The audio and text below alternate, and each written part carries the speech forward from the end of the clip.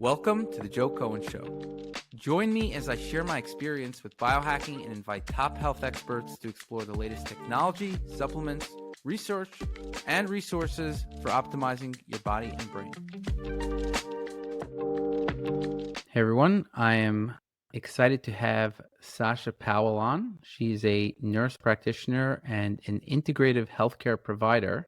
She's worked at a number of clinics. She'll be starting her own clinic. She focuses on weight and hormone management. She's also an adjunct professor at a community college where she teaches abnormal psychology and human development.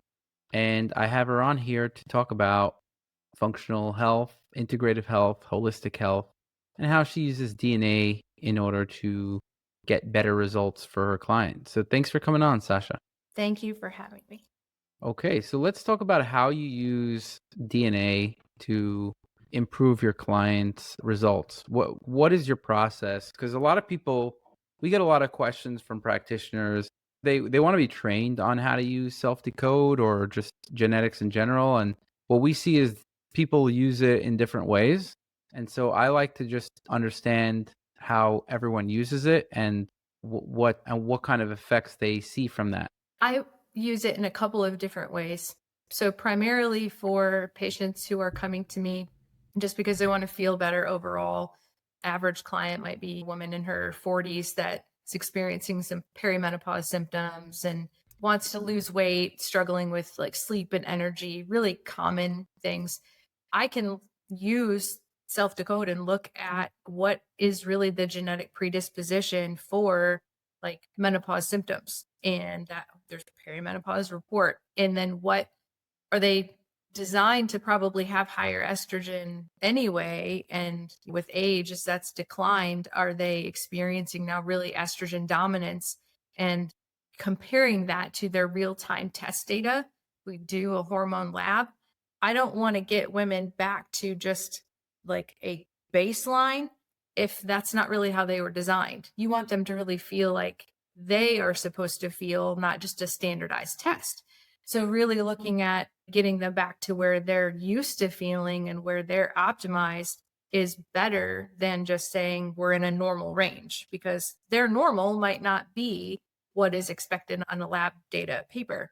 So that kind of helps me understand, like, are they were supposed to have really high progesterone. Do we really need to accentuate that versus just getting them more estrogen? Because maybe that wasn't really the whole problem. Weight management, totally looking at the GLP-1 response to Ozempic. What's their blood sugar regulation? Do we need to look at looking at that on SelfDecode, like looking at what's Absolutely. their GLP-1 response? Okay. Yeah, And because I have a lot of how are people you that, looking at how are you looking at blood sugar regulation?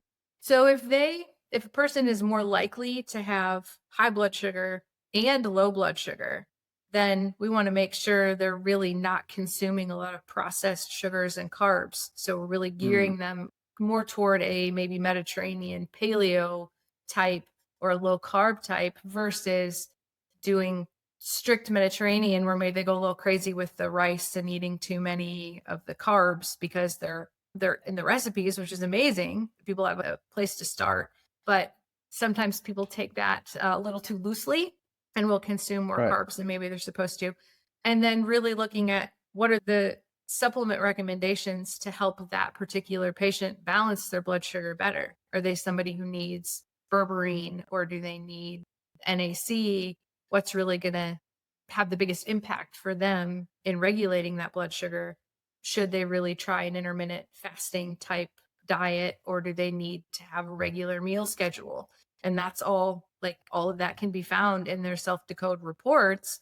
And when people can see things on paper, they can see this is real data. There's science, there's research articles all attached. They're more likely to believe you, because you can go to any provider, dietitian, regular family practice person, and they tell you like, oh, you're supposed to eat more fruits and vegetables, cut back on fats and salt and sugar. But that's all they get. They don't really know what that's supposed to look like. And everybody's told to cut down on fat and sugar. They just think that your provider's telling you that because they're supposed to. They don't really understand that to them very specifically, it's meaningful. And when they can see this is my name, these are my genes, and this is my recommendation. And I show them mine. So they have a comparison that my data is going to look different than your data. And this isn't just blanket stuff. This is really personalized to you. I think people take that a little more seriously and they're more likely to follow through on it because they do feel like it's about them. I see. Okay, so you're looking at, you mentioned some reports, response to GLP-1, blood sugar. What else are you looking at? How people, the macro counts, I think is a big thing too, to help guide people into what that should look like. A lot of people are counting calories and macros, but they're doing it based on FitnessPal apps. And maybe that's really not what they need to do. So I think that those reports help break that down for them specifically and give them real numbers to function off of. Their exercise, I think that's a huge part. Like this morning, I just had a patient who has been doing a lot of calorie restriction, but she didn't actually have a lot of benefit from reducing calories, but she had great benefit from exercise. She doesn't really exercise much. So I was like, you have to Hmm, switch your effort around, quit trying to restrict your calories as much and really start to move more. And because she had really good power genetics, like you could do some really high intensity stuff for a very short period of time and get great benefit out of that. So she doesn't feel like she's got to go to a gym for an hour and do a bunch of cardio. And that really wouldn't give her the benefit that she needs. And so being able to really dial that in to give somebody clear direction on what's going to be the most beneficial and impactful saves them a lot of effort without feeling like they're not gaining from it. And did you follow up with, let's say, this person who you said they need to exercise more to lose weight? Yes. And what happened there? So she has just now started. She's trying to get to the gym 3 days a week, but she can go in and get out in less than 30 minutes. She can do 20 to 30 minutes and have better results now without feeling like she's exhausting herself and not Hmm, having those gains. She's actually improving. Better inflammation, better gut health, all of those things. got it. Okay. So you're looking at diet and nutrition. What else are you looking at when a patient comes in? Other patients that I see, I do a lot with mental health also, working with some therapists who have patients that feel like maybe they want to start medication or maybe they want supplements only, and trying to decipher what a patient might feel as a symptom as to what their diagnosis may really be. And so the self-decode reports have been very helpful to look at differentials, not strictly to provide them a diagnosis, but based on their symptoms and their assessment, using what looks like to be their highest genetic risk. When someone comes in and says, I really can't focus, I can't pay attention, like I feel overwhelmed all the time, and they've been put on anxiety medication because they're but 20s, they're like, oh, you probably just have anxiety, you're feeling really overwhelmed, and they don't feel better. And they're on 2 or 3 different kinds of anti-anxiety medications, they never improve. I can see that really those symptoms are probably related to an attention issue, more of an executive function problem. And really, they don't need more serotonin. They don't need an SSRI. They probably need an SNRI or maybe a dopamine thing. And I can see that in the reports. So I can swap medicines around or give them a different direction to focus their therapy on or to give them a different supplemental support. And their symptoms actually get better. And I'll have patients that are like, I've been treated incorrectly for 10 years and never felt better. And in 3 days, like I have a new diagnosis or a new direction, and their lives are changed. And it's really just because we're able to really fine tune what are we focusing on for these people instead of just hearing a bunch of symptoms that fit into 3 different categories and assuming that everyone has a really typical presentation. Like their symptoms just aren't fitting into these silos that traditional medicine has created. And these genetic reports really help break those boxes. So, yeah, mental health stuff is historically very tough to know what's going on.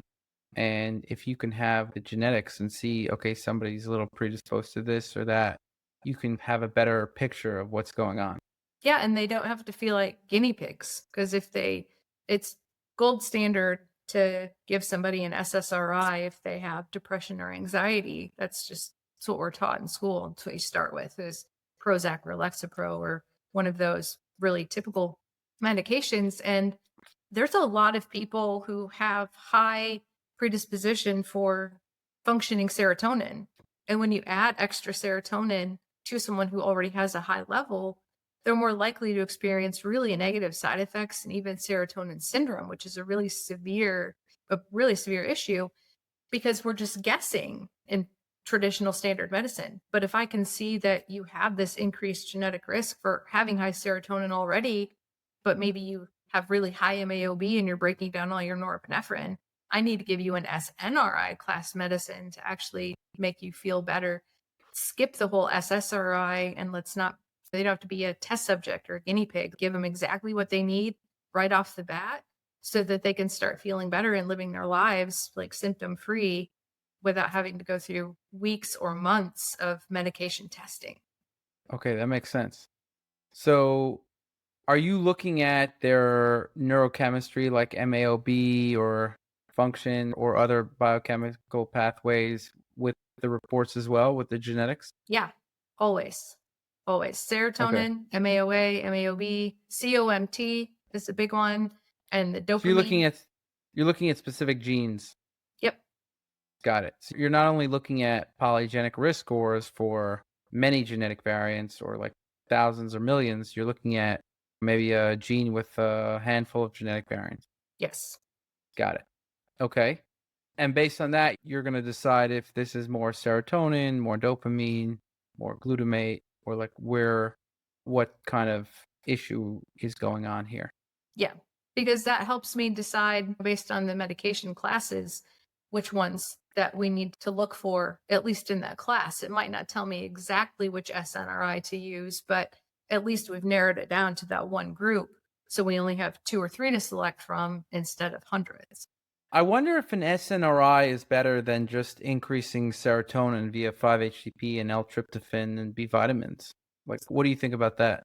I think it really depends. Like every person, like if you've got really high MAOB, then I think sometimes that adding an SNRI can definitely be more helpful than just doing more 5-HTP because all those are precursors to just feeding more serotonin.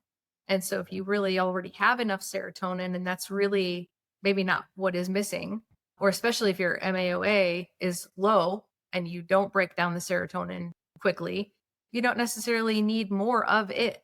So we want to only give you the things you need and avoid what you don't. And so if medications aren't really indicated, maybe you just have higher MAOB, but not a lot of depression or a lot of anxiety, we can certainly support that supplementally with making sure you get the amino acids for the tyrosine that helps make the dopamine, like all of those things to support that instead. Okay. What do you find like anxiety is more driven by low serotonin, or high glutamate? I would say most patients that I see in correlating their genetics, a lot of the anxiety has to do with lower GABA activity, like those Hmm. OCD and the anxiety things. I see more of that stress HPA access and lower GABA. I think in most of the patients who have clinical diagnoses, those are the things that seem to be almost consistently present. So what do you do to increase GABA? I do a lot of GABA supplement support, which I know that's controversial. They're not sure if does it really cross the blood-brain barrier, but I haven't had a patient that it's hurt yet. And I would say the majority of patients find it to be very helpful. And so there's a couple of products I use like through full script, depending on what other things might be in them, because they're usually in combination. If they also have an increased need for magnesium, like you give them one that has GABA and magnesium together. Some products also have lemon balm and some tyrosine. So I will look at before I'm going to write one or put it in full script. I go to the recommendations tab in SelfDecode and type in every individual ingredient because I want to see where is it ranking. Because in my opinion, when I'm trying to make a recommendation, if it's showing 100 or higher in the scale, it's definitely going to be good for you. And so I type those in. And if it doesn't 100 show or up, lower, meaning like if it's 1 to 100. yeah, 1 to Yeah. 100. Yeah, if it shows up in that top 100, like right off the bat, I know that's going to be helpful. for that patient. And so if I type in all the individual ingredients in various supplements and 3 of them show up in the thousands, I probably won't pick that supplement. I'll pick one that's a little got other alternative ingredients with the GABA. Got it. Okay. I see what you're saying. Yeah, I also do that. I find that it's helpful to look at the ranking because Mhm. sometimes people gravitate towards weird stuff that just isn't wouldn't be ranked. And once in a while it could be useful, but the problem is that like you want to go with the stuff that has more evidence first and that helps more things first. Yeah, for sure. And And that sometimes yeah, shows up differently and not mental health related, but the one I see really commonly is people are trying to help cholesterol. I will There'll be a group of friends that one person will start taking red yeast rice for their cholesterol. And then all of a sudden everyone, like their friends are like, oh, that helped you. I'll take it too. And then everyone's taking it, but only 2 out of the 5 people show great benefit. And they're like, I don't know why it's not working. It worked for her. And I'll show them like, here, red yeast rice for you is showing up at 112, but berberine is showing up at number 6. And so for mm. you, berberine is going to be way more helpful than the red yeast rice because people are different. And so it really has to be personalized. Yeah, and also in the pharmacogenomics report, that one it says I get muscle pain from statins. Yes. Now, we released that report after I took statins, so I tried 5 different statins. I got muscle pain from all of them. And the way the doctors react is if you get muscle pain, they just put you on a different one. Yeah, And literally, I'm just like, once I got that report, I'm like, oh, I could have saved myself a bunch of time and hassle exactly. by just knowing that no, all these statins are actually causing me muscle pain. Yep. And I have a lot of patients. I see a lot of my own patients, but I also do consulting just where they have a regular primary care provider or other specialists, but they want my take on what they're going to do. And so I'll have patients that say, hey, my doctor said I'm supposed to start the statin because my cholesterol is just this high. And I'll be like, if you don't want to, here are the things you could do instead. And, or your risk for muscle pain is going to be really high. I advise against it. Right. See if you can do like the other brand, the other versions, do an omega, do a berberine. What other things could we use instead and avoid that? Because if the patient knows that, it saves them all the trouble. What about, are you looking at all their DNA risks from from like the interactive part, all the DNA risks that they have? I usually, depending on what I'm seeing them for, I always feel like you have to do a little bit of crossover between different body system categories because, the gut and the So brain are you'll always choose a connected. category. Absolutely. Yeah. Okay. So you'll choose a category, and then based on that category, you'll look at all the DNA risks in that category. Yes. Got it. Okay. Are you also looking at the reports where the summary reports? Oh, yeah, for sure. Those are the summary Okay. reports are usually the ones that I will send to patients because it's got the really good picture. So if I need a patient to kind of review, we're really trying to target the gut health, like a patient has IBS, I'll send them that gut inflammation report or the food sensitivities or whatever things might be exacerbating. Those are great because it gives the patient a really good picture of what they need to do without them feeling too overwhelmed by a large amount of data. Like I love to see all the things and look at all the biohacker pieces and all of the different risks and what's feeding into what. But some patients get really overwhelmed. Some of them want to know everything. Then, those you connect them. But other Right. patients, you want to just give them a small summary. So there's so people understand, there's 2 ways that somebody could use as self-decode as a practitioner. They could either share the whole platform with the person or the Mhm. client, or they can just download specific reports and share those. Yeah, Right. and I think you guys have done a really good job of kind of giving a little preface of do this with patients who are really tech savvy and who are really like good at understanding that. Like the younger population, I would say people that are in their 20s, 30s, like most of them want to be connected. They want to see everything. They want to click on every hyperlink and read every bit of information that they possibly can. I have other Right. patients that may be less tech savvy that are coming to me for inflammation, joint pain, maybe some like menopausal things. They don't want all that. They just want me to tell them exactly what to do, and they might want to look at a small piece of information. And those are ones that I keep, and then I just share pieces that I find important. I see. Okay, that makes sense. What about, okay, so do you also look at the medical reports? Yes, for some patients, I do. There are Okay. some patients that, especially if they have a lot of anxiety or a lot of medical anxiety, they're a little hesitant to do that. So I might look at only specific things that they already have a diagnosis for and maybe only share that one report. I have other people that are like, I want to know everything. That way I can do something about it, because that's what's Right. great with the reports is it's not just, oh, you have this really like mine. I have 94% risk of breast cancer. That might be really scary to some people, but for me, it's I know I have high risk. 94th percentile, Yes, let's say. 94th percentile. Yeah. So I know that my percentile ranking is high, but that means I know I have a family history of it. I need to do all of those top recommended things on there. I need to have a whole food plant based diet. I need to consider taking DIM. I need to do the things that are listed there so that I can negate some of that risk with lifestyle modification and turning some of that gene activity down. And so I think it really can be empowering to people if they know, and especially in my medical world, we have other genetic testing we can do, like the Natera Empower testing that gives you all 81 of the cancer risk genes. Like it tells you, do you have these or not? Which BRCA genes do you have? And they give you a percentile or a We're percentage. gonna we have we have some of them, but we're gonna put down all of them. The reason, yeah, we're gonna have all of them. It's gonna be but you would have to get like a whole genome kit for it. Yeah. Yeah. And I So it's think just a different kit. that's going to be great for people who know there's a family history and that they probably do have higher risk.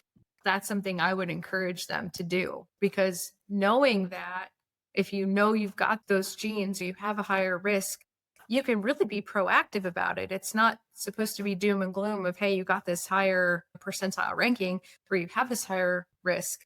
But here's a huge list of things that are really easy to do, and a lot of it we already preach to people regularly. Don't smoke, exercise, eat well. But again, if you can really make it personal and say, this is for you specifically, you can negate a lot of this risk by doing these great things. People are more likely to do it, I think, than if you're just told a big generalized play. Like, here for you, do these things, and here's the research that supports why you should do it. And I think that's huge. That makes sense.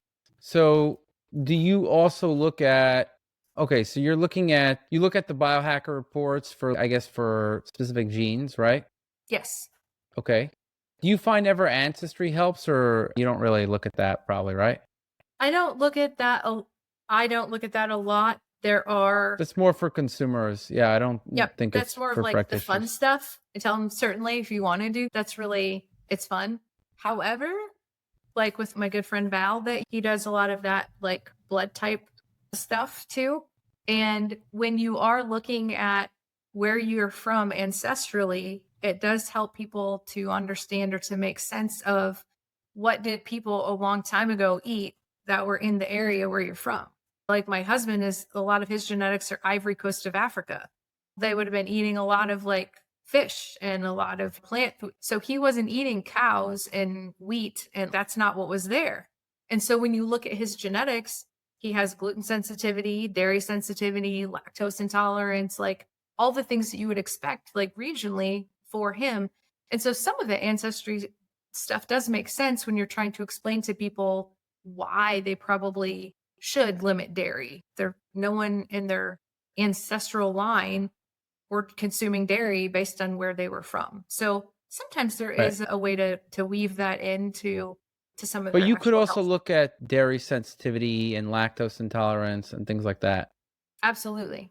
And that's what I would say for so many people, what you eat, that like gut and nutrition, food sensitivity, and allergy section is huge. There is almost no patient that I don't look at that section for, because when you're talking Right. about Inflammation is the root of all chronic conditions. Like all chronic disease is really inflammation is the underpinning.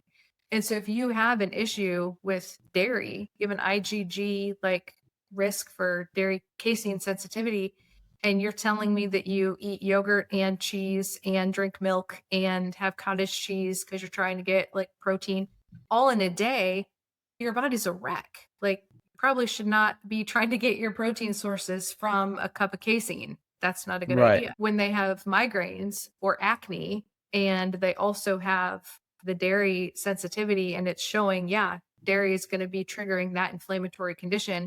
We need to avoid it. I've got patients that have been able to get completely off their migraine medications just from eliminating dairy because dairy was a huge trigger for them. And they'll forget.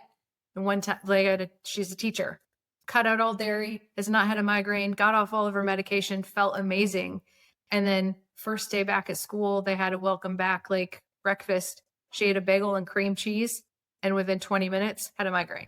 She was, I didn't Wow. even think about it. So those things can be like big, and people reflux, like really common conditions that people struggle with forever. I would love to get almost all of the people off of reflux medications, like those PPIs. Hmm. Awful. So many people are on them long term and they don't need to be. If they could just change a little bit of what they eat and get rid of some of those things that are causing inflammation, like dairy or gluten, and you can see all that and be like, yeah, this is exactly what your issue is. Let's remove those things. Your symptoms go away. You don't need medicine anymore. And then that prevents like you from having other complications like bone loss as a woman later on because you were on a PPI for too long. So I Right. feel like as practitioners, as doctors, nurse practitioners, PAs, we have an obligation to really take this stuff seriously and use it. And if we're not, we're really doing our patients a disservice because we're not giving them the whole picture of their health. We're missing huge areas that need to be addressed by not looking at this information. Yeah, I would agree with that because the reason why I actually started DNA, like a DNA company, and focused on DNA is because I just thought that with one test, you could get the most value from it. If you do a lab test, first of all, you got to keep on redoing them, and they change from one day to another. And still, no matter how much money I spend, I could just do more and more. And then it's never ending. You got to do a blood draw, and right with a DNA test, it's just a swab, and then it's just a one time, and then you can just get tons and tons of information. So I feel like people working without this information, they're working blindly. Yep. And I think it also says, so if I go to a doctor, first of all, and they're not using a DNA test of some kind or another, that makes me suspicious that the doctor is on that they're not on the cutting edge, number one. And if they're using a bad DNA test, it means that they buy into too much bullshit. Mhm. No, And I also, would a I lot of doctors use bad DNA tests. Like the industry is filled with bad DNA tests. yeah. No, and I love that you're in your summary competitive reports. I love that you've passively aggressively listed all of the other junky ones that are in there with some of theirs. That's yeah. I didn't I get made that them a at lot first. better. Uh-huh. Oh, they're way Yeah, better. 100 times yeah, better. exactly. Basically, no, because people were asking, "Hey, do you have this shitty DNA testing?" And I'm just like, "Why would you want that?" But they do want it, and so I'm not going to argue against it. I'm like, "All right, we'll make them all. Here you go. Yeah. Take all these, and we'll make them better." So now you have, Better. And all yeah, but what is really crazy is when you look at theirs, for me, it's frustrating because the big pieces, like they'll give you some pieces of information, but then the other really, you're like, but why I can't, that's only one part of it. I need these 6 other parts like that aren't right, included to really make a good informed decision. And I think that might be part of the reason that providers, a lot of traditional providers look at this like these reports and this information and go, oh, that can't be right. I don't even know how to read it. That's because the test that you looked at wasn't user friendly and it didn't give you all of the information. The right, SelfDecode reports give you every aspect this giant list of genes that you can click on and actually read all about that gene and what other things is it interfering with. So you've got one gene associated with inflammation. And so now you know that it's not only impacting like the skin issue, but also this autoimmune thing and a gut health thing. And that they're really, really like the methylation thing. Methylation, the whole MTHFR, MTRR, every one of those methylation genes and that methylation pathway, that's been one of my like favorite finds because So you like the methylation pathway report? I love it. To be able to show Mhm. that picture to people and to show them how those B vitamin complexities are impacting so many different body systems and where things can go wrong and how that can impact so many other parts of your body is huge because everyone used to just joke about the MTHFR. That was just the bad word gene, and everybody Mhm. jokes about it. I don't think they understood like how big of an impact that had on your mental health, your digestive health, like your heart, everything. And if you have mutations in any of those methylation, we've got to get you on some good methylated B vitamins. And it's not hard to do. Right. So many providers don't do it. They don't like people have struggled. Like I had a guy who had several methylation issues. He had been to a psychiatrist, to an ophthalmologist, to a neurologist. He was seeing snow. When he would look at a wall, it looked like a TV that had gone out. And nobody could figure out what was wrong with him. And so if I listen to psychiatry and they're like, I don't know, you've got some somatic things. This is in your head. We don't know what's wrong with you. There's nothing wrong with your eyes. So I'm the last resort for a lot of people because they've been to every specialist and they don't know what else to do. And then I looked at his genetics. He didn't have a lot really that was wrong, but he had tons of methylation problems. Put him Mm. on a methylated B complex, and seriously, within 2 weeks, all of his symptoms went away. He had better function of his hands. Like he was dropping things at work. He couldn't even do his job because he had numbness and weakness in his hands and just these weird Wow. nerve sensations. His visual disturbances went away. He was able to like keep his job, do his job. 2 weeks of a methylated multivitamin. And nobody would have thought to even look at that or suggest that without having this information. Like he'd been to all the specialists. Not once did someone Interesting. say it's a B vitamin problem. Because, sorry, I'm on a rant with the B. The B is huge for me. People will draw a blood lab, like you said, you do labs. But if you have a methylation problem, you can have a normal serum B level, but that doesn't mean your body's using it.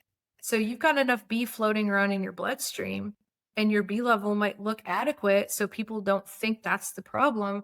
But when you have a methylation issue, it can be fine in a serum lab, but that doesn't mean your body can use what is actually floating around in the serum. That's a big one for me. So many people have the problem and it's just not identified. And it brings up their energy. Like they're getting B12 shots, but they're not methylated. So they're actually like hurting them, not even just not helping them. It could be hurting them. Interesting. Do you look at we're thinking of producing, I mean, we're actually working on a detox pathway, a neurotransmitter pathway. Are those things that interest you as well? Neurotransmitter pathway would be amazing. That would definitely be helpful. And detox pathway, I think there's a good handful of people, especially when we're looking at it's been a trendy thing with like parasite activity. I think there's a lot of people who don't understand all of the different levels of detox and like where that's involved from. I think a lot of people just think about liver detox. It's Mhm. way more complicated than that. There are way more parts to it than just doing a liver detox. So I think that would be really good. No, that would be awesome to see that. Yeah, okay. And what about, do you ever, I'm assuming maybe you don't use it as much, the AI health coach, the Decode GPT. Do I you don't use that? I use it sometimes if I'm trying to find a good summary of information. A couple weeks ago, I used it because I was having difficulty discerning myself about whether a patient should do like intermittent fasting. And Mm. so I put it into the health coach, and that helped summarize, yeah, this would be good for your patient to try intermittent fasting. So if I feel like I'm having trouble really piecing together, like they're pretty typical for a lot of things, and I'm Mhm. afraid I might miss something, I'll definitely ask questions like that so I can get a much more comprehensive summary of information. Interesting. Do you use the action plan? Like you add items, supplements, or Yes. therapies to their action plan, and then you download a PDF? Yes, I do. Because again, I think patients really do better if they have a list of here are the things I need to do. And of course, I could put a million things in that action plan because there's so many beneficial items, but Hmm. I really try to keep it like concise. So if I can make it just one page, that's great. That way they know here are my top things. This is what I really need to focus on. Because when there is so much information like available that you want people to just start somewhere. So I might make their action plan like really short to begin with. And then once they've really gotten good at a Mm, couple of those things, I might extend it or swap things out to get a little more of the nitty gritty, like fine tuning. We're going to focus on some of the smaller, more complex things as opposed to eat a whole food plant based diet or eat Mediterranean. Okay, once they got that down, now we can really get into should you be doing emotional freedom technique and should you be doing a lot of other right. process. Do you ever use the meal planner? I don't really use it for myself very much. I'm just curious. I don't use the meal planner a lot because I think when you just give everybody the way that the recipes are broken down or that they show it in summary, just Hmm. tell people to pick a breakfast, a lunch, a dinner, and one or two of the snacks, depending on how we're doing their meal schedule. As long as they just pick one from every category, like it shows you on there From the the meal planner or just in general? just on the recipes in general. Oh, from the meal planner. Yeah, from the diet and nutrition report. Oh, on that report. I see. Okay. Yep. Because it's got it in there in summary. So that's great. Just if they can use that and just pick one from each item, they're all really healthy and they show like the calorie and the macro counts for each one. So people can just Hmm. pick and choose. That way they don't feel like they have to follow a more regimented plan. Right. Because most people feel like they need variety because there's a lot of picky eaters. We're in the Midwest, especially. So trying to get people to eat more vegetables and more eccentric foods are hard anyway. Yeah, I'm looking at it now. It could be interesting just to scan, even if I was looking at it in the beginning. Like, for example, it says acai bowl, and it's coming up with this because it says this meal is a source of folate, B6, vitamin K, calcium, and zinc, all of which I'm predisposed to have lower levels of. You could just take some, you could take some nuggets from there, here and Yeah. there. Yep. What about, yeah, I'm just trying to understand like all the ways you're using this. Do you ever use the longevity screener? That's where we take the genetics plus some lifestyle factors and have a combined risk. Yes. And so I do have a couple of patients that I'll send. I think the symptom questionnaire, the symptoms and conditions questionnaire is the one I probably use the most. So when I'm going through, I can really help people target, yes, you have higher predisposition for this and you are experiencing it. So I think I use that one the more than any of them. But I do have I some make people. all my I make all my clients use the symptoms and conditions Yeah. because that makes the recommendations engine work better. Yes. Yeah. Say that one's my go-to. But I do have a couple of patients that are really interested in like healthy aging or like rejuvenation, regenerative like care. And so that longevity screener is really good for people who are like, I'm pretty healthy. I want to optimize my quality of life for as long as possible. Then that one really, that's much more helpful for their goals. I would agree with that. That's not going to help you like make differential diagnoses or figure out very specific things. It's just more going to be like, here's some of the significant conditions that you may get in the future combined with lifestyle information. So therefore you'll get a more accurate result. Yeah. And it usually brings up two or three things that you should watch out for in the future. Yep. Yep. Yeah, so that's Definitely. more for the longevity crowd. That's why we call it a longevity screener. Yeah. It's definitely I think that one for people who want to optimize, like they're already pretty good, but they want to have the best. Like a lot of my patients were starting from like obesity, type 2 diabetes, chronic inflammation. We're trying to get out of disease process where I think the longevity is I'm doing pretty well, but I want to be even better. That's when I would use that one. This report is reasonably new, so I'm curious if you used it yet. Have you tried the clinical overview report? Oh, yeah. Yeah, Okay. What do you think of that? I love that one. That's another one for people who they have a lot of various complaints, but maybe they're not really too complex. They're just borderline a lot of things, like borderline cholesterol, borderline type 2 diabetes. They have some poor sleep, but not full insomnia. They just need a really good picture of like, how do I improve my whole life in general? That clinical overview gives you a brief description of the big changes you need to make in most of those body system categories, like one report. Here, you need to, Yeah. let's just start from good foundation. That's like a good foundational report. 1 second. You're actually think you're referring to the health overview report. Oh, yeah. There's two Sorry. different ones. Totally. The health overview is doing exactly what you said. Yes. The newer one is the clinical overview one. Okay. Then I That is don't know for if I've seen that one. clinicians. The health overview is for everybody. Is the For clinical overview the one with the medical? It does more of the medical reports too? Yep. Yep. Yes. It's all Okay. the That one yeah. is newer. I've only used that one once or twice. That one I haven't been able Okay. to use a lot because it's only been out a couple weeks, I think. That yeah. What do you remember what you think of that? I feel like I love all of them. That one, I think, because you can still break it down by body system category. So I think for That auto, one's not body system. Well, that one, that one's doing is it's looking at just all the most clinically relevant information because there's an from. autoimmune one, isn't there? Like in that within the clinical reports, doesn't it have an autoimmune conditions one? Maybe not.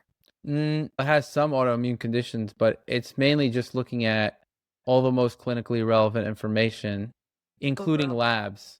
So you could Okay. see just it breaks it down in a very concise way. That's what clinicians wanted. That's why we made it Yeah. so that it's just Okay. I much need to more spend some more time concise. with that one because no, that would, especially the lab. Since we talked the last time, I've been trying to do a lot better about uploading people's most recent lab values to Hmm. really have that impact the recommendations specifically, like to re-rank Hmm. them when you put in their lab values. So I need to do that, look at that clinical overview now that I've got more lab data Oh in yeah. equal for sure. I could show you what it looks like when somebody has a lot of labs. I'll show you mine. I'll do a screen share briefly. Let's see. So it starts with my top risks. Got it. Okay. So this is part of the longevity screener, but it's basically just giving a summary. Gives a summary of the recommendations overview. So like the top 15 recommendations. Lab results overview. So gives me all of the non-optimal labs from the last blood test. And then it goes through some details here. I'm at higher risk for prostate cancer. It tells me the percentile here, how many variants we looked at, and it says lifestyle risks and lab risks not detected. Some content, and then it goes through the next one based on what I'm at high risk for. Okay. And then it looks at, in this case, I do have a lifestyle risk factor, and I do have 2 labs that actually my fasting glucose got better since then, so this is not a risk factor anymore. Okay. But yeah, I downloaded this when we first, let's see, March 4th. Yeah, I recently took a test, but it shows all the labs and lifestyle risk factors plus the genetic ones, and it's all together just very concisely. No, that is really good.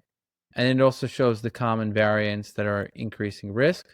And so you could see like certain pathways like VCAM1, and you could potentially, yeah, and there's some content there as well. And you just go through it like this.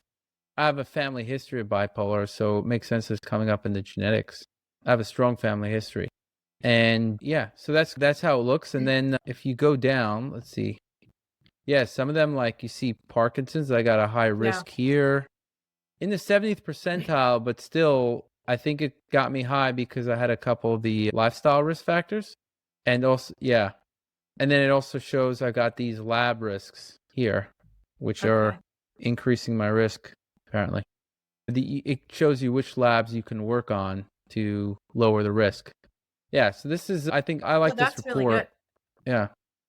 That would be really good. So for me, sharing data with other providers, because I see a lot of patients that I'm not their primary and they want to go back to their specialist or their primary and they want to share some of the information because they want to be taken seriously by people who maybe Mm-hmm. don't understand like what I'm using or they don't understand these reports.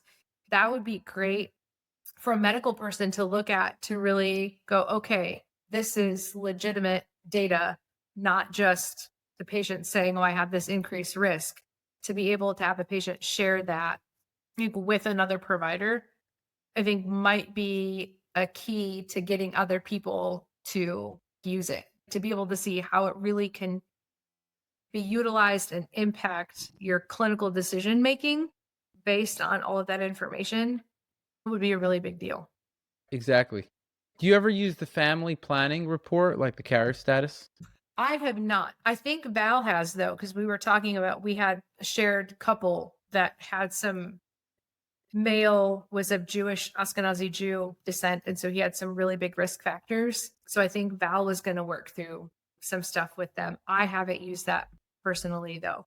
That makes sense. I would say it's probably one of the least used report, I but could definitely see it being used by providers who like do more genetics or do like women's health or like yeah, it's more OB. traditional genetics actually. Yep. No, I could Exactly. see where it could be highly used. That's just not my territory. So you started uploading lab tests, blood tests to the platform? I started entering a lot of them in manually. Why not just drag and drop? Our current system where our labs are, they don't come across really well. I'm looking into a new system for my practice where I can drag and drop No, some of but those. even if it doesn't come across well, you could still drag and drop. No? Are those the ones that you guys will you'll put in for Yeah. us? Yeah, Mhm. so in my practice what that I'll be opening, I will probably do that. I think the getting my current practice to pay for additional things is a little restrictive, but I will be all about that Oh, function. but it's not expensive. It's No, not 60 at cents all. a page. It's not at all expensive. I will be Okay. utilizing that on my own all the time. Okay. Okay, that's interesting. I think that does because the lab tests get transmitted to a whole bunch of different reports, and Yeah. you saw in the clinical summary, it goes into pretty much every report in some way or another. Yeah. So, And I for think the example, even biggest the part of that is methylation report, by the way, if you have a lab test done, you could see how the labs are interacting there. that would be great. No, I think it's brilliant. I just have to be able to have better utilization of it independently for sure. Do you send people lifestyle assessments, like not the questionnaires, the lifestyle assessments? I don't. Okay. I've I not don't really looked into that. It's just a questionnaire that you basically could figure out what somebody's risk is, their lifestyle risk based on some questions. Okay. And that could feed into basically you could use it in two ways.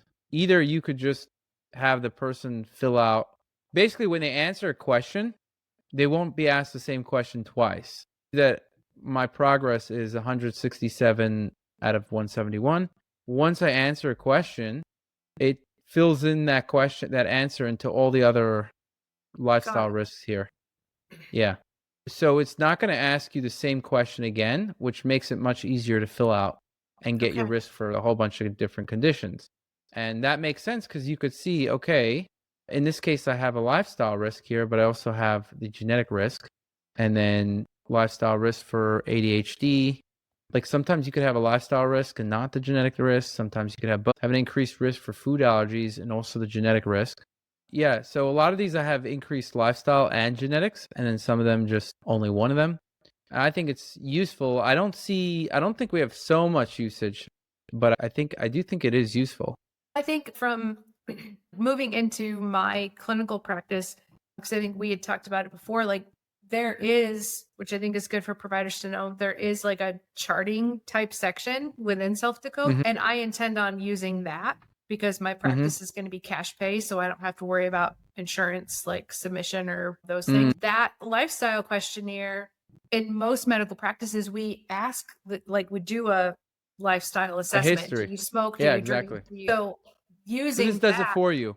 yeah, Yeah. it's going to become like a huge part of just my major charting system. So asking those questions would be just a standard intake. So Right. as my practice is going to is shifting, the more that I've used SelfDecode and the more integrated it's become, like the more that is what I can practice out of solely. Like I can do Right. almost everything I need to do as a provider through SelfDecode.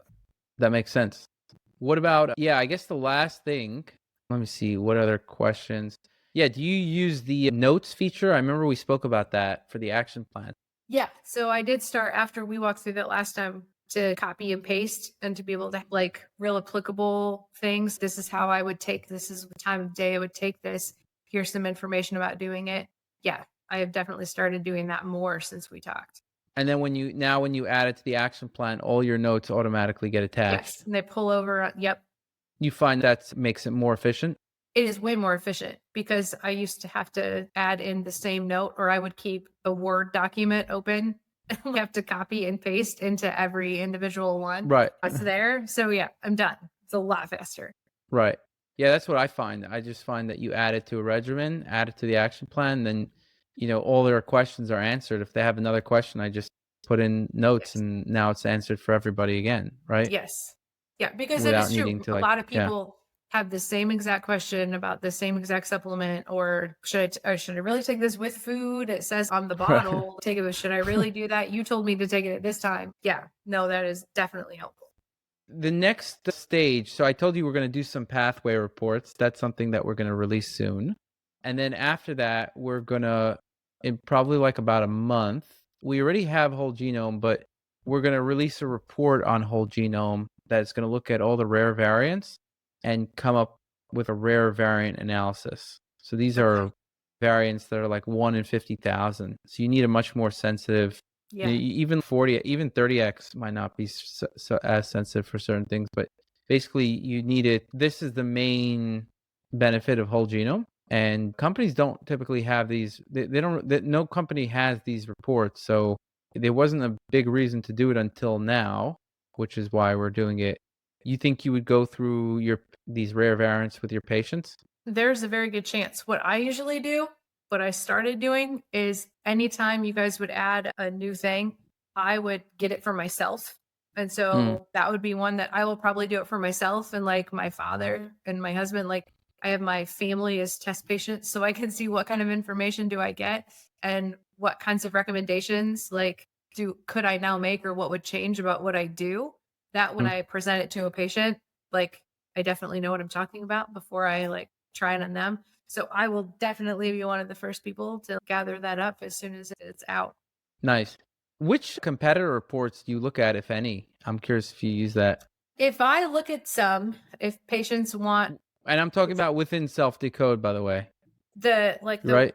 you're wildly Yeah. healthy like one, I You look at think. that one. Yeah, I Okay. think we look What? that one I've Yeah. looked at a couple of times because it does have like, not to promote them, but the ones that like the self-decode one that you have made, it's got a pretty good summary of information for like people who just want like a little bit of food stuff, a little bit of exercise, maybe a little neurotransmit. Like that one is probably the one that I might look at. But Okay. honestly, See, I'd rather just do the self-decode summary reports because, like I said, no matter which one you look at with the competitor reports, they're missing pieces. So, like, I feel like it's bad right. information. If it's not all there, like, I don't want to share it. Did you look at all of them and see which ones you liked out of the competitor reports? I did open a whole bunch of them for myself, like my reports, Right. and looked at them. Okay. I think And the wildly healthy one was the only one. That's wildly based healthy. on wild health, by the way. Yeah, that one was like decent. The other ones, there was like was it you guys made it 300 by 400 or something like Yeah, the three that by one? four one.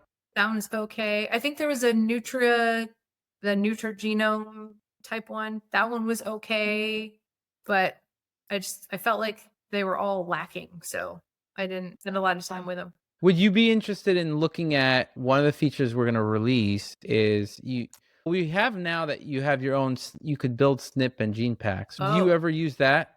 no, but I would probably have Val help me figure out how to Okay. do that. He's my guru. Okay.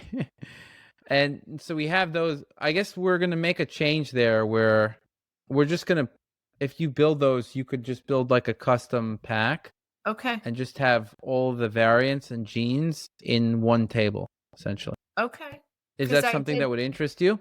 It would, because I know like Val had gone through and tried to make one for, I think we had looked at ABO blood typing because he was trying to find that. He had built one for Hmm. that, and lectin sensitivity like a long time ago. You guys added that one. But I actually had a patient recently who has achondroplasia. And that was something that like she was really interested in what SelfDecode had as far as genetics. And I did actually find the achondroplasia gene in SelfDecode. Like it's there with a really good description and good references. Hmm. So that was really cool when I had to search for that. Was that a gene report or was that a? I had to type it into the search, into the SNP, like the actual Oh, gene. so you had to find a specific SNP, you're saying. Yeah. So Oh, interesting. that was really It cool. is a So rare condition, 1 in 28,000 people. yeah, yeah.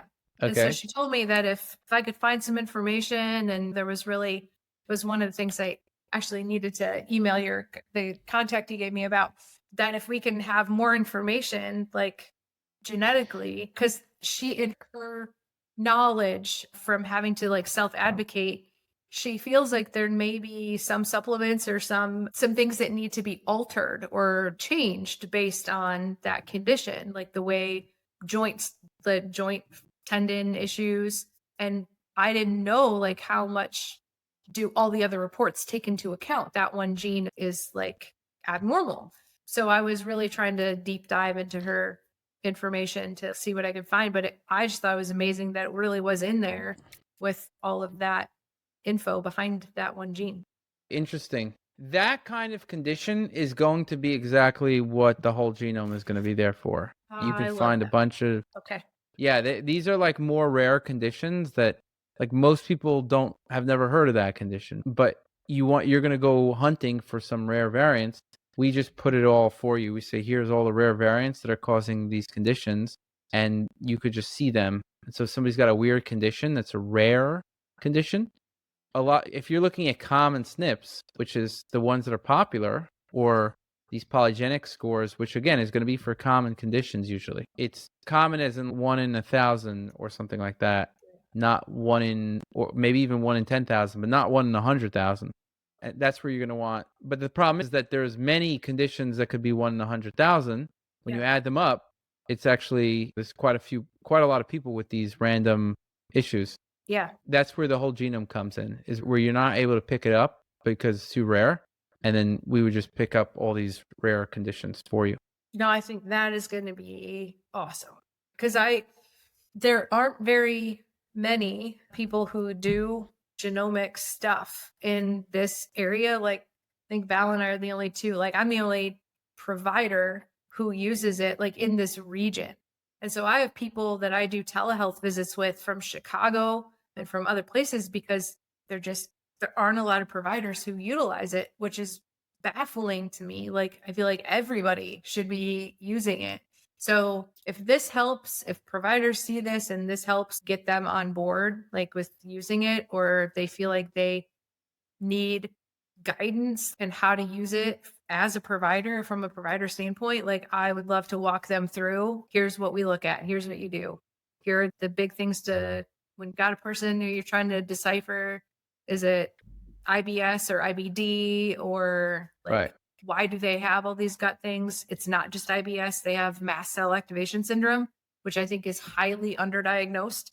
But with these reports, you can really see, no, that probably is what's going on. And if you just get them some quercetin and change the frequency of meal planning, like for them, they get better and they don't just have to have a generic diagnosis. Like we can actually make people feel better. So I'd love to be able to like tell people or show people how to use it to the best benefit of their patients. Yeah, I'm going to say something a little controversial, but I actually think it's true. I think with the rise of ChatGPT and these LLMs, I think it's making practitioners who don't look at this stuff irrelevant. I think I know a ton about supplements, so I don't need to I don't need to consult. I always consult with a bunch of stuff anyway, but the idea is that for me, I feel like I can get better results consulting on my own or just doing research or whatever, or looking at SelfDecode. But I think for most people, if you're not looking at your genetics and lab tests and really doing a deep dive, just use ChatGPT. Like, what are you doing here? Just use ChatGPT. But I think with the genetics, ChatGPT doesn't have that information. They can't No, analyze that stuff. no. So And yeah, unfortunately, a lot of patients are doing chat GTP because their providers don't talk about supplements at all, like ever. They're like, oh, it's medication or nothing. And they don't even talk about supplements, or they don't know, like most providers don't even know about berberine. Or why would people take that? right, What's it supposed to be for? They don't talk to their patients about it. So patients are relying on chat GTP to like, what supplement do I take? But then it's the wrong one because they don't know their genetics. So they end up taking red yeast right. rice for cholesterol, and that's not what they need. And you've got to know what is for you. If you're not looking at genetics, you're not getting personalized medicine. And that's what everybody is really saying they're shifting to and that they're striving for. It's what patients want, it's what patients need. But if you're not looking at their genetics, then you're not really making it personalized. But yeah, the problem is a lot of that's what everyone says, but the problem is a lot of people are not doing that. A lot of practitioners are not actually Right. doing that. They're not. And yeah, I think what's happening in the industry is the same that's going to happen with everything. I think with the rise of AI, what you have is 80% of the people, I think, are going to be useless. Meaning, like the AI is going to do a better job. For example, they talk about it with software developers. The AI can now code and make it more efficient. So we actually see this internally. We can produce more and better code with fewer software developers than before. We see it firsthand. And what we see is that the best developers can be now 10 times more productive than mediocre developers. I think the same is going to happen in the healthcare industry. It's a little harder to see it more clearly because you can't see how much code somebody's putting out, or it's not a very concrete variable. But what is clear to me is that as these things get smarter, as these LLMs and the AIs get smarter, you're able to get generic advice better than you would if you would go to a random doctor who's not using precision health. The problem is, but if you have a doctor who uses precision health and they could use these tools as well, right? So now Right. all of a sudden they're in the 80th percentile of quality. I think 80% of the doctors are going to be, or healthcare providers in general, are going to be useless, but that 20% could be even more powerful, right? So Mhm. you could get even that 20% could be even more powerful if they're on the cutting edge. They can get more done, look at more information, be more efficient. And the people who aren't learning, you're wasting your time. Yeah. So I think a good rule of thumb is if somebody, number one, is not using genetics or doing a fair bit of lab testing, I think genetics is going to be like, again, lab testing is like a very big Pandora's box because which lab tests and how Yep. many and how often and whatever. There's too many variables there, right? But genetics is like pretty basic stuff. They're not doing a genetic test. That is a huge red flag. Yep. And number one is if they're using the wrong genetic test, that's also another red flag. It means they're not doing the homework on what's legitimate and what's not. Exactly. So that's how I see the healthcare industry. I don't see it changing as fast because people are not going to be able to notice as quickly. Meaning, like you could notice in certain occupations, okay, how much code is being produced. It's very concrete. You can't notice like very concretely how well somebody is being a practitioner. How do you notice? Everybody says they're amazing. But I think that's it. You've got practitioners who are functioning without it, and it takes a month to get in to see them. The patient's just going to use GTP and figure out what supplement am I supposed to take or what do I need to do. And they're going to get an answer, and they don't have to wait a month or pay a big copay to go see their provider, who might then just say, I don't know, we could change your medicine or here's another medication. And they aren't really doing anything new or different. It's just another pill or another dose increase. Like it's not any different or better than what's been practiced for decades. And no one's doing well as Americans, Right. like as globally, we're getting sicker, not better. So what we've been doing isn't working. We need a full paradigm shift. We've got to I look at agree. it in a different way. Do you ever use an organic acids test? This is more on the line of just The oats blood testing testing, in general. yeah, for What do mold you think of stuff that test? especially. If people think they have mold toxicity or they're really having inflammation that could be related to like molds, that's when I've used that the most. Okay. When I got that test recently, it seemed like all the results were wrong Okay. because what I figured out is it's the results change pretty dramatically based on how many amino acids you take in. Yeah. So if you take in a lot of amino acids, then it starts assuming you're deficient in a whole bunch of random stuff. And it's no, I'm not deficient in any of this stuff. Yeah. No, I think that's important too, is when you're doing these tests, like you really need to know, should you even do the test? What's their complaint? Is it really necessary? Like, I feel that's another thing SelfDecode can help me do is determine if testing for particular things is even worth it for the patient or not. Like I said, the B vitamin test, if you have a methylation problem, there's no point in really even doing a lot of B lab levels because they're going to be inaccurate no matter what.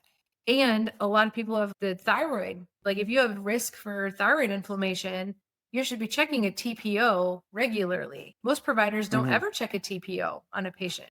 And so, Right. like to me, if I see that, oh, you have high risk for thyroid inflammation or the TPO gene is like not good, we need to check that lab and we need to do it regularly because there's a really good chance it's going to go bad soon. And I don't want to wait until your TSH is showing abnormal on a lab. I want to see it beforehand so we can prevent it from happening.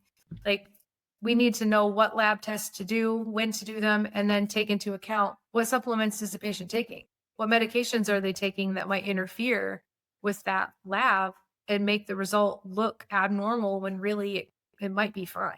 Like whole picture. We got to do the whole thing. Do you ever look at this is my last question. Do you ever look at the recommended blood test based on the genetics? Yeah. Yeah. You do. Yeah. Okay. That's interesting. Yeah. How many Because patients do you like on typically see mine, it in yeah. shows I've got high risk for Graves and all that stuff. So it shows on mine to make sure that I'm checking more thyroid stuff, which is actually where I started with the TPO thing. My sister was diagnosed with Hashimoto's. And I was like, oh, it's really, we probably should be checking this. I got to check this on myself. And it was Uh-huh. listed. Oh, interesting. It was a Is couple that are years you ago, but that okay. set me down the spiral. Right. There's a specific feature under blood tests that says recommended tests. And that looks at all of your genetic risks and then calculates which tests you should take. Do you use that one? I mean, not often, but yes, for some Mhm. people. Okay. Otherwise, you have a list of tests that you just generally recommend. I have like my general health panel and specific ones. If they Got it. show high risk for chronic Lyme or like those ABC, Got it. I've got a standardized list that I use. But again, as I transition into my own practice and SelfDecode becomes a main part of my charting, it'll be things like that I'll be able to utilize even more because it's all going to be in there. And I'm not going to have to piece Mhm. together like different insurance protocols versus what I just need to do as a provider. Because I think that's the Got hard it. part. Insurance standards to get visits covered for patients and to get labs covered for patients is a whole different ballgame. Got it. Makes sense. Okay, cool. It's been a pleasure chatting. Thanks. Yes, it was. Yeah. Keep up the great work. It seems like you're doing a really good job in your practice. Thanks. I'm trying. All right. Awesome. Okay. Thank you for everything.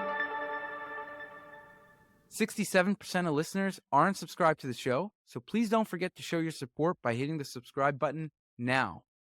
You'll not only be supporting the show, but also investing in yourself and your health journey, all while helping to keep us ad-free.